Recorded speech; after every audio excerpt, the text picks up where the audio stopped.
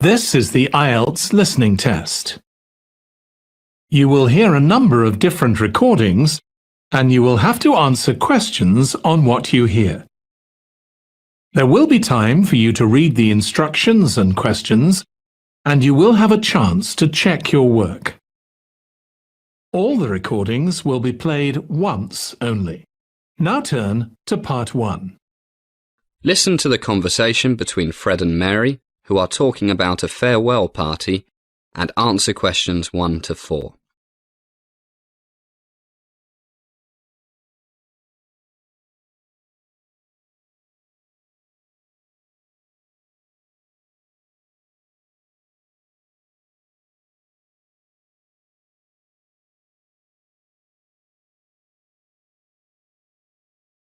Now we shall begin.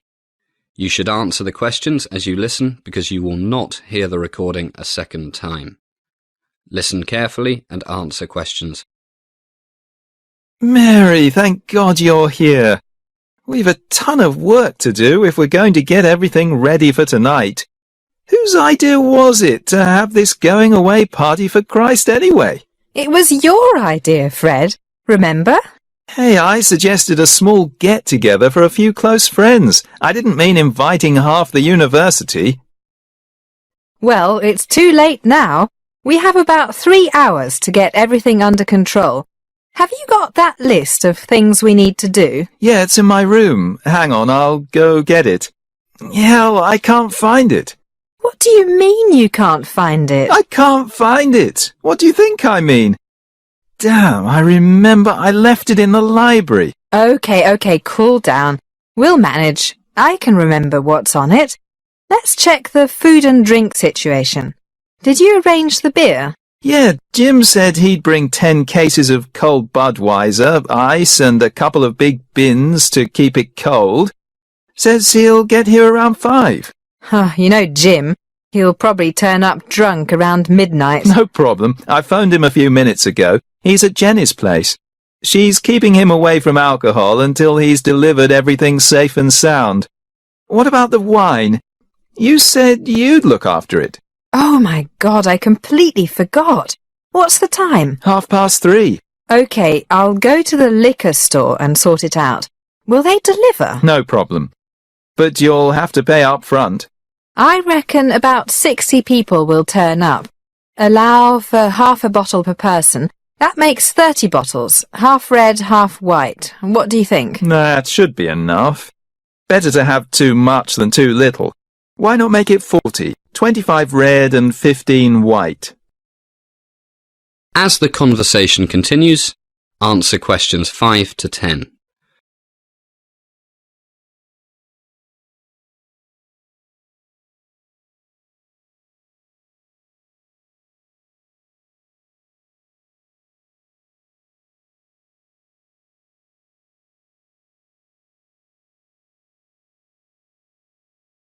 Yeah, I guess most people prefer red. Where's the nearest liquor store? Not far.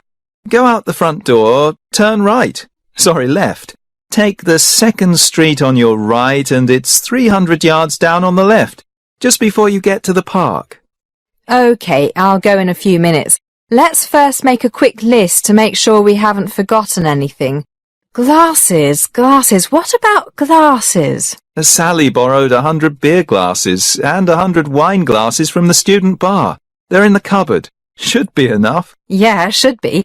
What about the barbecue? I've got 2 barbecues and plenty of charcoal out the back. And Jane and I spent 3 hours yesterday getting the steaks, chicken legs and sausages ready. They're all in the big fridge. Should taste terrific. Tons of garlic, pepper and soy sauce. No MSG. Sounds good. What about plates and things? Sally has looked after that as well. She's borrowed them from the bar too. They're in the cupboard with the glasses. You know Sally refuses to use throwaway things. Bad for the environment. Good for her. Oh, just remembered. Could you pick up another 20 loaves of French bread and a few packets of paper napkins? No problem. Is there a shop on the way? There's a supermarket just before you get to the liquor store. Can you manage everything or should I go with you? I'll manage. I've got this huge rucksack. No problem. Damn, just remembered. I'm over my limit on my credit card. Have you got $500 on you? We'll work out who owes who how much later. No problem. I took out $1,000 this morning. Here's 500. Ta. Okay, I'll get going. See you in a while. Ciao. See you.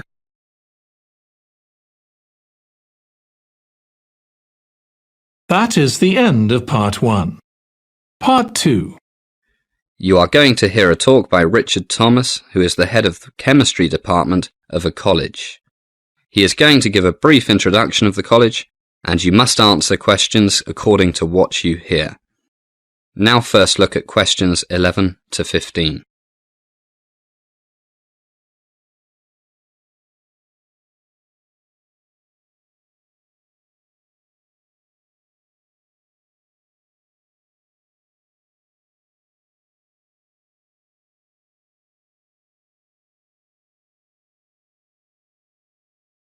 Good morning, everybody, and welcome to Royal Hospital College. What a beautiful September day you've brought with you. My name is Richard Thomas. I'm the head of the chemistry department, and today it's my pleasure to introduce our wonderful college to you. Normally, the dean, Professor John Thomas, yes, we share the same surname, likes to do this, but unfortunately he has a bad case of flu, so he's doing the sensible thing and staying in bed. He sends his apologies, but you'll be meeting him soon, so no big problem. I'm sure you are all so excited at the thought of studying here that you have read all about the history of our school. But for those who haven't, I'll give you a brief summary as we walk around. The college was originally founded in, anybody know? Yes, 1694 by William and Mary of Orange. Can you remember your high school history? Right. William of Orange was a Dutch prince married to King James II's eldest daughter, Mary. 1694, poor Queen Mary died of smallpox the same year. Actually, the school was not a school in those days. It was a hospital for retired sailors of the Royal Navy. And it wasn't here, in the beautiful countryside of East England.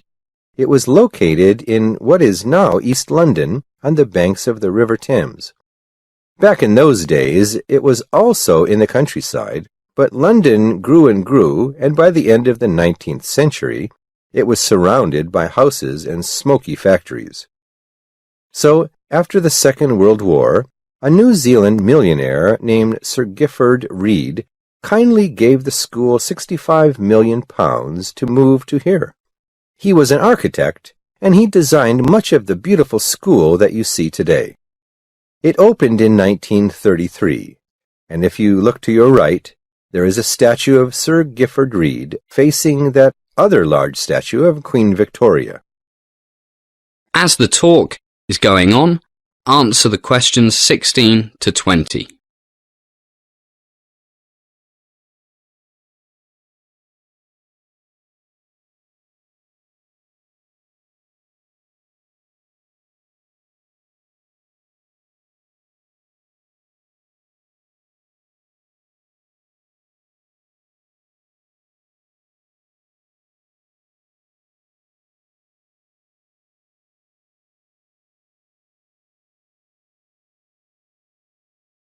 Okay, let's jump back to the 1700s. In the 1780s, the Royal Hospital was changed into a school for the orphans of officers and men of the Royal Navy, and they added the word college to the name. For nearly 100 years, it was coeducational. But in 1868, the Board of Governors decided to make it boys only. Much more boring, don't you think?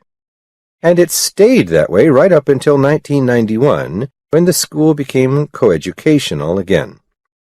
Okay, and here we are at the school church. Do we have any musicians with us? You? Wonderful. What do you play? Piano and organ. Oh, you'll love it here. Our church has the largest organ in England, and we often have recording companies, the BBC, etc., coming here to record. And our staff and students are more than welcome to play it. In fact, There's a waiting list. It's very popular. In fact, the school is very well known for its choir and orchestra. I sing in the choir, and last summer we toured North America. Great fun. A healthy mind in a healthy body, as the Romans used to say. Which brings us to our gym and swimming pool. Both are open from 6 in the morning till 11 at night, 7 days a week. The gym has everything you need for aerobics, weight training, martial arts, basketball, gymnastics, and even an indoor running track. So there's no excuse for not keeping fit. And of course, we have all the usual team sports. Soccer, basketball. Our women's basketball team won the All England Universities Championship this year. Rugby, water polo. No American football. So you see, we are quite a sporty lot here. And we also study sometimes. Here's the main library. I'm afraid we can't go in because it's being redecorated. It's supposed to open again this Wednesday, but it looks to me that it'll be a bit late. And here's the coffee shop. Why don't we stop here for a drink? Agree? Jolly good.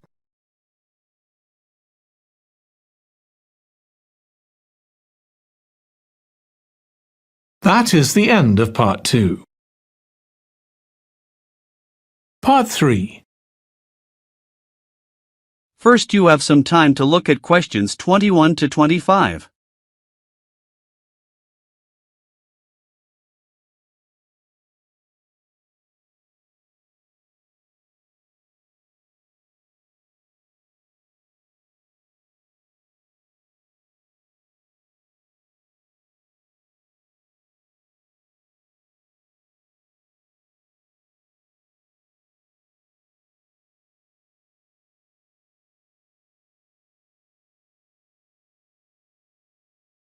Hello, can I help you? I was told to come here because I'd like to talk to someone about taking a management course. Right, I'm one of the tutors, so I should be able to help you. Oh, good. My name's Brian Ardley. I've decided to enrol on a part-time management course. A friend of mine took one last year and recommended it to me. Right. Is there anything I should do before the course, like reading or anything? We prefer to integrate reading with the course, so we don't give out a reading list in advance. But we like people to write a case study describing an organisation they know. I've already done that, as my friend told me you wanted one. But would it be possible to sit in on a teaching session to see what it's like? I haven't been a student for quite a while. Fine. Just let me know which date and I'll arrange it with the tutor. Now, could I ask you about the college facilities, please? Anything in particular? Well, the course is 1 day a week, all day, isn't it? So presumably it's possible to buy food. Yes, the refectory's open all day. Does it cater for special diets? I have some food allergies. Provided you warn the refectory in advance, it won't be a problem. Good. What about facilities for young children? I'd like to bring my daughter here while I'm studying. How old is she? 3. Then she's eligible to join the nursery, which is supervised by a qualified nursery nurse. The waiting list for a place is quite long, though, so you ought to apply now. OK. I don't know if our careers advice service would be of any interest to you. Yes, it might help me decide how to develop my career after the course. The centre has a lot of reference materials and staff qualified to give guidance on a one-to-one basis. I noticed a fitness centre next to the college.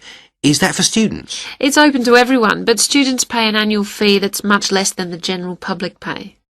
And presumably the college library stocks newspapers and journals as well as books. Yes, and there's also an audio-visual room for viewing and listening to videos, cassettes and so on.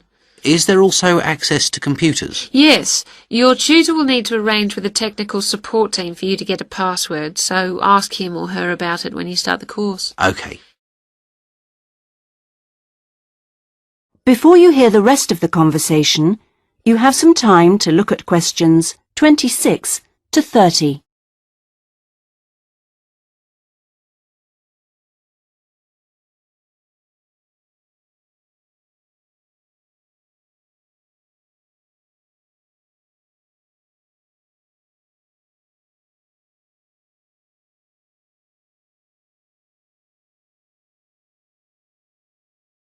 Now listen and answer questions 26 to 30. By the way, do you know about our business centre? No, what's that? It's a training resource, a collection of materials for people to study on their own or use in their own organisations. Uh-huh. You mean books and videos? Yes, and manuals for self-study, plus a lot of computer-based materials so people can work through them at their own speed and repeat anything they aren't sure about.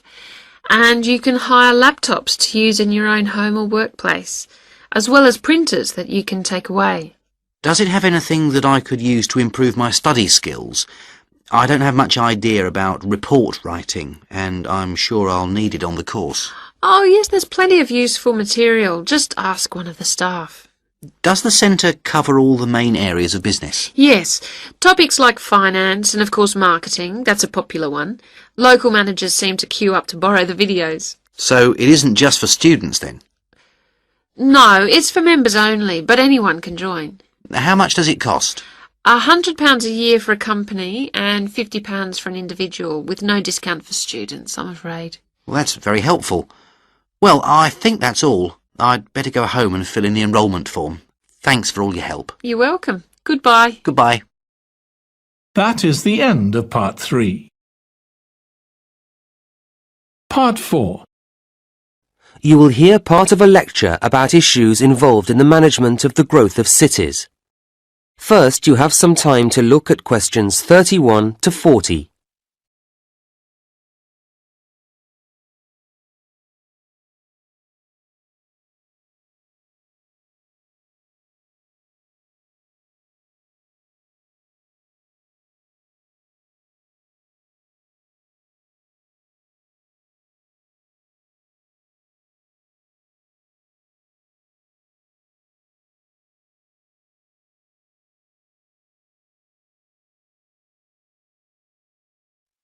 Now listen to the lecture and answer questions 31 to 40. In the last few weeks we've been looking at various aspects of the social history of London, and this morning we're continuing with a look at life in the area called the East End. I'll start with a brief history of the district and then focus on life in the first half of the 20th century. Back in the 1st to the 4th centuries AD, when the Romans controlled England, London grew into a town of 45,000 people, and what's now the East End, the area by the River Thames and along the road heading north-east from London to the coast, consisted of farmland with crops and livestock, which helped to feed that population. The Romans left in 410, at the beginning of the 5th century, and from then onwards, the country suffered a series of invasions by tribes from present-day Germany and Denmark, the Angles, Saxons and Jutes, many of whom settled in the East End.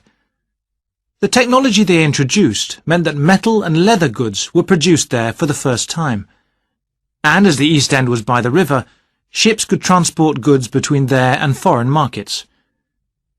In the 11th century, in 1066 to be precise, the Normans conquered England, and during the next few centuries London became one of the most powerful and prosperous cities in Europe.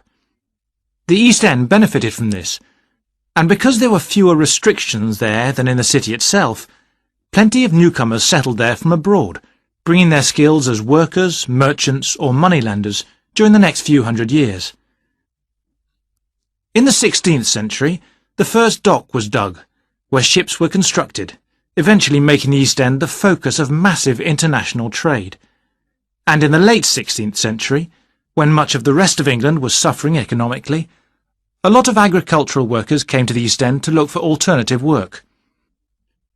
In the 17th century, the East End was still a series of separate, semi-rural settlements. There was a shortage of accommodation, so marshland was drained and built on to house the large numbers of people now living there. By the 19th century, London was the busiest port in the world, and this became the main source of employment in the East End. Those who could afford to live in more pleasant surroundings moved out, and the area became one where the vast majority of people lived in extreme poverty and suffered from appalling sanitary conditions.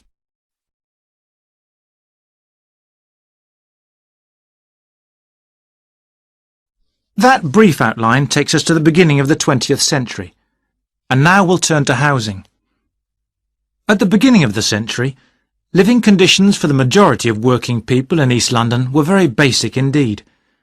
Houses were crowded closely together and usually very badly built because there was no regulation. But the poor and needy were attracted by the possibility of work, and they had to be housed. It was the availability rather than the condition of the housing that was the major concern for tenants and landlords alike. Few houses had electricity at this time, so other sources of power were used, like coal for the fires which heated perhaps just one room. Of course, the smoke from these contributed a great deal to the air pollution for which London used to be famous. A tiny, damp, unhealthy house like this might well be occupied by 2 full families, possibly including several children, grandparents, aunts and uncles. Now, before I go on to health implications of this way of life, I'll say something about food and nutrition. That is the end of part 4. You now have 1 minute to check your answers to part 4.